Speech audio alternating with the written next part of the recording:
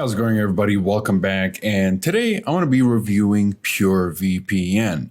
I'll look into the good and the bad and whether or not this VPN might be a good choice for you. And if it is, I'll go ahead and link a special deal in the description down below. So be sure to check that out.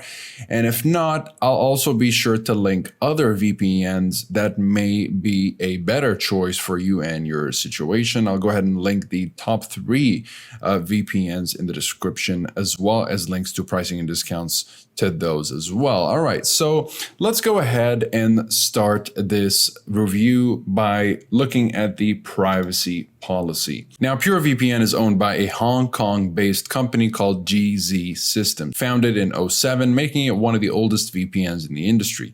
The company claims that they do not log anything that can be linked back to the user with a zero logs policy, which nearly every single VPN claims to uphold, until auditors and reviewers prove the opposite. And PureVPN is no different. In October 2017, a man who was suspected of running an extensive cyberstalking campaign was arrested using the identifying logs registered by PureVPN.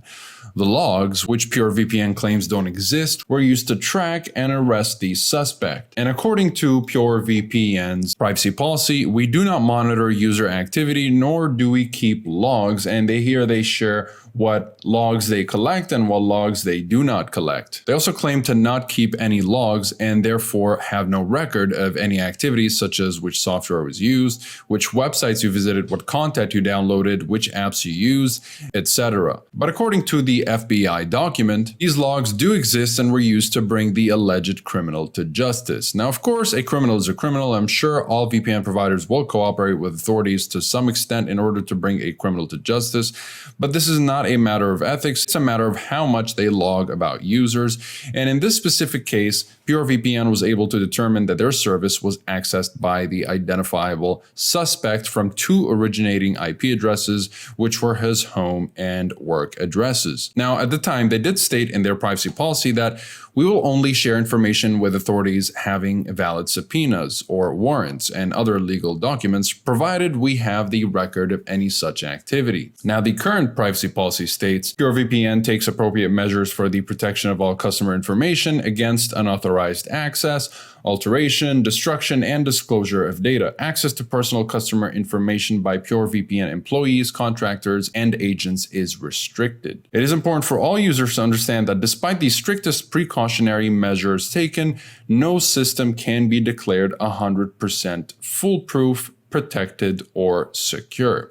So honestly, it's really up to you whether or not you want to trust PureVPN with your information and activity while connected to their servers. And since this incident particularly, they did go through a couple of privacy audits and both resulted in pretty good standing. And these audits were undertaken in order to clear the name of PureVPN and claim to truly verify their no logs policy. Now, the conclusion of the first audit was that Atlas IT, the audit firm, did not find any evidence of system configurations and or system or service log files that independently or collectively could lead to identifying a specific person and or the person's activity when using the PureVPN service. And the second audit, done by KPMG, one of the largest auditing firms, this audit proved PureVPN's zero logs policy to be true. And to top it off, PureVPN now has an always-on auditing contract with KPMG, which means the firm can investigate the VPN provider at any given time, which is nice to see. Now, while PureVPN's privacy policy is looking much better after the audits, if you contrast that with ExpressVPN's privacy policy, where they also claim to have a zero logs policy and had gone through a similar incident where the government authorities seized an ExpressVPN server in Turkey as part of an investigation on a case involving an assassination, the authorities were not able to find any information that can be linked back to any identifiable or particular user, proving that their privacy policy is true to what they claim, even in such an unpredictable and critical situation. So when it comes down to it, I'm not really sure if PureVPN can really uphold their no logs policy to the fullest extent. Now, in terms of speed, it all comes down to your base speed. If your base speed is fast enough, then you won't be complaining much about most VPNs. However, if maximum speeds is a priority, then you'll definitely want a VPN that minimizes drops in speed to a minimum. And generally speaking, in terms of speed drops, you'll be noticing speed drops between 25 and 40 up to 50% with PureVPN. Of course, if you want to make sure that your speed drops are down to a minimum, I would recommend sticking to the WireGuard protocol, which will be the fastest protocol. I would recommend sticking to the WireGuard protocol, which will be the fastest protocol, and keep connect to fallback on so that it can connect to the next best option if you're unable to connect to your preferred protocol. And I wish I could show you guys my speed test, but unfortunately my PureVPN subscription just ran out and I'm not able to test it anymore. But from my tests, I noticed speed drops between 20 and 40 to 45%. At times when connecting to faraway servers, up to 50%.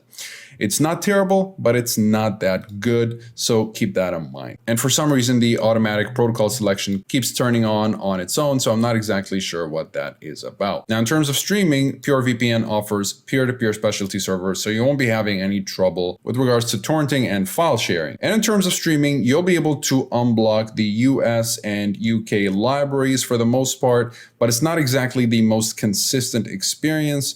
If you see yourself not able to unblock a specific US library, whether it's Amazon Prime or Disney Plus or Netflix US, just switch to a different server and try your luck there. But it's not exactly the most consistent experience. Now, moving on to features, PureVPN has over 6,500 servers in 78 countries and 96 locations. And you'll be able to secure up to 10 devices per subscription. And of course, as you can tell here, the user interface is, well, not exactly the nicest, but it's still good enough to really understand what's going on here. You can search by location. You have all your options here. None of these have anything to do with the VPN. It's just support and whatnot, and just setting up their devices. And then down here, you have your account notifications and settings. And that's exactly what we want to get into right here. In terms of settings, you have a handful of protocols. You've got ICAF2, TCP, UDP, which are open VPN protocols, and you have WireGuard. I recommend sticking to WireGuard for the best results, but for some reason it keeps switching to ICAF2. So I'm not exactly sure here. I think the best option with PureVPN is just to keep the automatic protocol selection on so that you don't have to mess with protocols ever again. And for some reason, it keeps choosing the protocol that it wants to choose, which is ICAF2 for the most part. Okay, so moving on to features, you have split tunneling and the kill switch. And the kill switch you'll find right here will kill your internet connection if the VPN disconnects unexpectedly, making sure that you're only going to be connected to the internet while you're secured by the VPN encryption. And you also get DNS leak protection with PureVPN's DNS servers and IPv6 leak protection as well. And if you go to split tunneling here, you'll be able to choose which applications can use the VPN, but you can't really pick which applications can bypass the VPN. So it's not exactly a full split tunneling feature, it's half a split tunneling feature.